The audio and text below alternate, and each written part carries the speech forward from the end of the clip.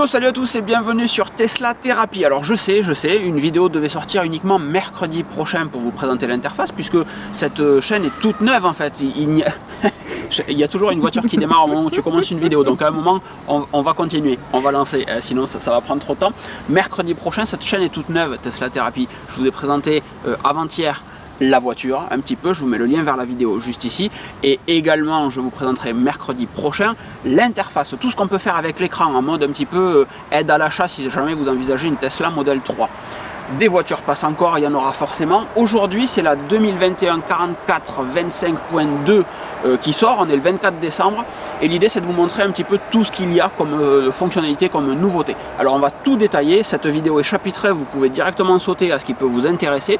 L'idée, c'est comme d'habitude qu'il y ait le maximum de contenu pour que vous n'ayez que cette vidéo à voir. Et je compte sur vous, au moment où vous regardez cette vidéo, pour vous dire, si je devais la partager à un pote, qui ça serait? Et en fin de vidéo, vous partagez cette vidéo à un de vos potes. Comme cette chaîne est nouvelle, c'est vraiment super important pour moi que vous partagiez ces vidéos si vous les trouvez cool. Mettez des commentaires si vous avez des questions, parce que ça fait partie de ma routine matinale que d'y répondre. Donc s'il y a un petit truc que j'ai mal expliqué ou quoi, n'hésitez pas à le jeter dans les commentaires et je vous y réponds. Et les petits pouces, comme d'habitude, ça fait vachement de bien. On passe dans la voiture pour commencer avec le Light Show. Alors qu'est-ce qu'on a dans cette 2021 44 25.2? Je vous propose de détailler chaque élément l'un après l'autre et on va tout simplement chapitrer cette vidéo. Donc le jeu de lumière, c'est tout simplement le fait que votre Tesla va faire plein de lumière. Donc je vais le filmer après, mais pour la beauté du geste, on va le monter maintenant.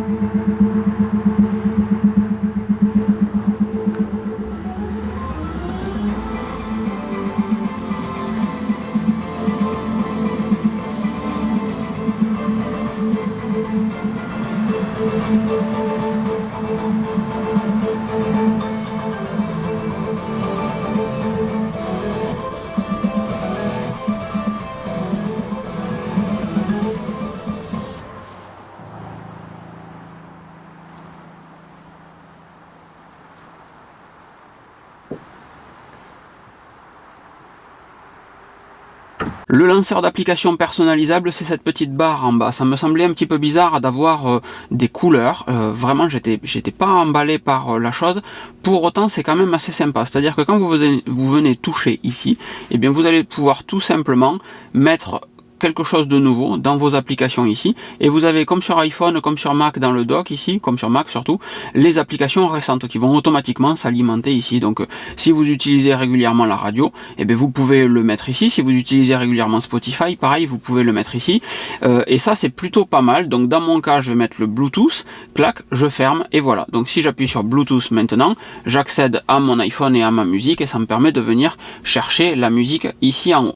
Les contrôles simplifiés, c'est pas si simplifié que ça selon moi. C'est le fait d'avoir ici en bas la possibilité d'accéder à tout ceci. Donc ici, on peut se mettre sur différents modes. Moi, comme je vous disais, j'ai mon mode Tesla Thérapie dans lequel je peux tout casser, mais les modes ne sont plus affichés sur le haut de l'écran ici, mais sont affichés là. Donc à chaque fois que vous voulez changer de profil de conducteur, vous devez venir ici chercher votre profil. Madame me suggérait très justement que ici vous n'avez plus les anti-brouillards. Donc est-ce que quand on sera en phare, les anti-brouillards s'allumeront et on aura la proposition ici de passer en anti-brouillard?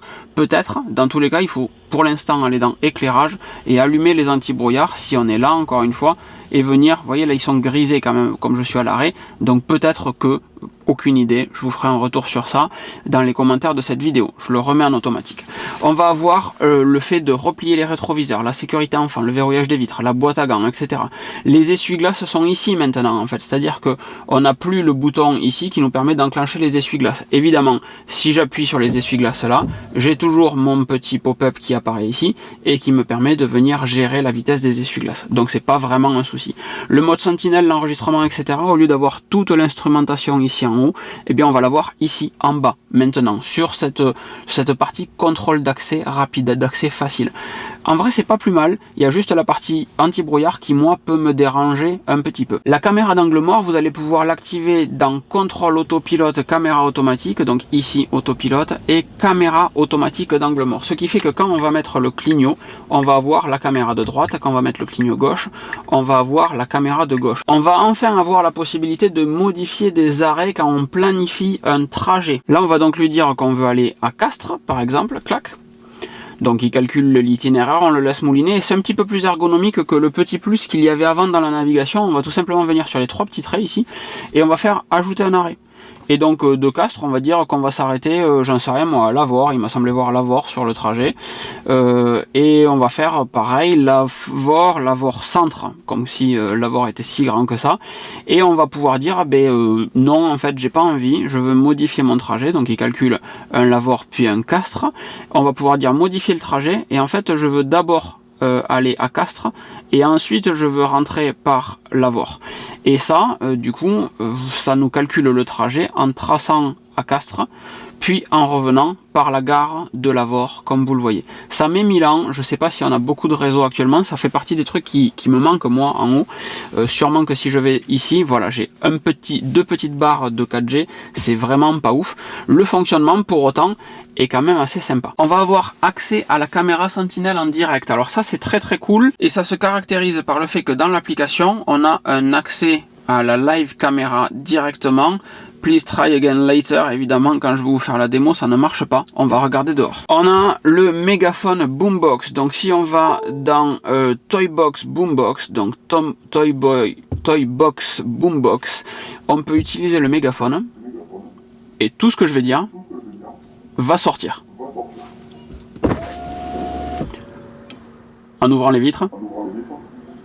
Voilà, bon il y a des gens derrière donc je vais peut-être arrêter le mégaphone, mais vous avez compris l'idée, dès qu'on parle là, eh bien ça sort sur le haut-parleur à l'extérieur, ça ne sert à rien, donc c'est absolument nécessaire. On a Sonic maintenant comme jeu, pourquoi pas, on a la bataille de Polytopia, pourquoi pas, on a une amélioration du mode arcade dans le Sudoku, on a la possibilité de configurer le subwoofer dans les réglages d'égaliseur de votre musique, ça c'est plutôt pas mal, ce qui fait que si on vient ici dans les réglages, on a un réglage pour le sub, on avait déjà ce mode auto, le son immersif, etc. On pouvait configurer, mais on a la possibilité de jouer sur le subwoofer, et ça c'est quand même pas mal. On a une amélioration pour le temps froid, le climat glacial. Jusqu'à maintenant on ne pouvait pas faire chauffer la voiture si on était en dessous de 20%. Maintenant vous pouvez faire préchauffer la voiture, utiliser le préconditionnement d'habitacle, même si la batterie est faible. Depuis l'application vous aurez un petit pop-up qui vous dira attention, la batterie elle est à moins de 20%, est-ce que tu es sûr de vouloir réellement utiliser la préconditionnement? On dit oui et roule ma poule. Par contre il faudra, comme vous le voyez, une connectivité premium et la version 4.4 ou ultérieure de l'application mobile Tesla, mais il y a eu une mise à jour aujourd'hui en 4.4.2, donc pas de souci.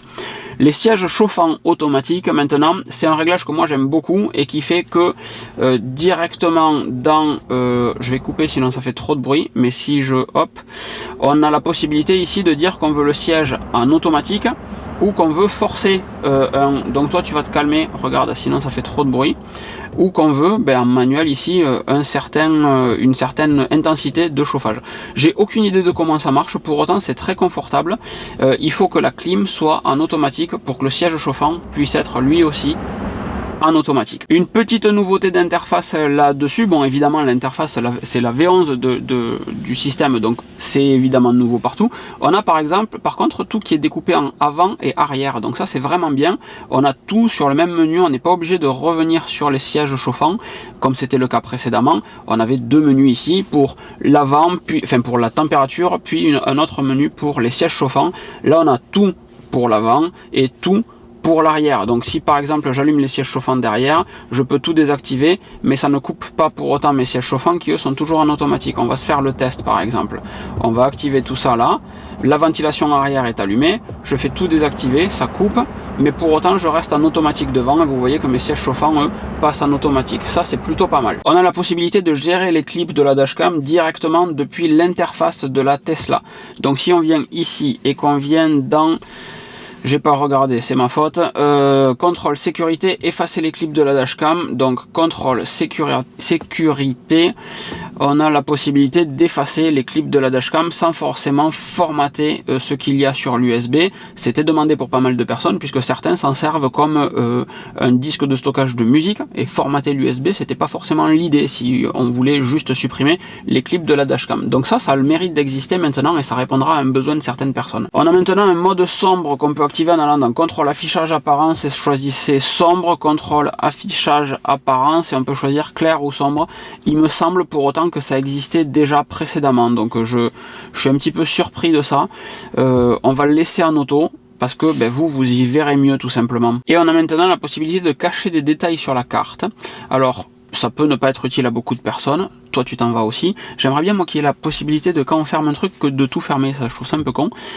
Ici, hop, on a les centres d'intérêt, les POI, où on peut les masquer en fait tout simplement. Donc on appuie, on masque, etc. Rien de bien folichon, mais on a cette option là qu'on n'avait pas précédemment et on a toujours ce mode satellite bizarre qui met Milan, je sais même pas pourquoi je l'ai allumé. Donc vous voyez on est en plein milieu d'une petite forêt ici quand même, c'est assez sympathique. J'espère donc que cette vidéo vous aura plu, c'est un petit peu l'idée, hein. Elle est faite exclusivement pour vous puisque moi je vois déjà sur ma voiture tout ce qu'il y a comme nouveauté, donc totalement pour vous. J'espère que vous avez kiffé, c'est en tout cas le contenu que moi j'aurais aimé voir. Je compte sur vous pour le partager à un de vos potes ou à plusieurs de vos potes qui seraient intéressés par ce type de vidéo. Vraiment merci beaucoup.